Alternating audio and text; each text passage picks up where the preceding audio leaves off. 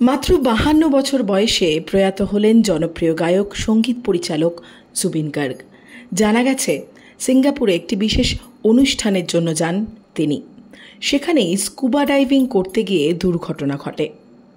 শোনা যাচ্ছে scuba diving করতে গিয়ে ব্রিদিং প্রবলেম শুরু হয় তার। এরপরই হাসপাতালে নিয়ে যাওয়া হয় গায়ককে। সেখানেই মৃত বলে ঘোষণা করা হয় জুবিন গার্গকে। কিন্তু শিল্পীর এই আকস্মিক মৃত্যু মেনে নিতে পারছেন না কেউই। টলিউড থেকে বলিউড একাধিক জনপ্রিয় গান জুবিন গার্গের। জিৎ গাঙ্গুলির সঙ্গে জুবিন গার্গের জুটি ভোলার নয়। বেশ কিছুদিন ধরেই অসুস্থ ছিলেন এই গায়ক। তার গলার অবস্থাও ঠিক তেমন ছিল না।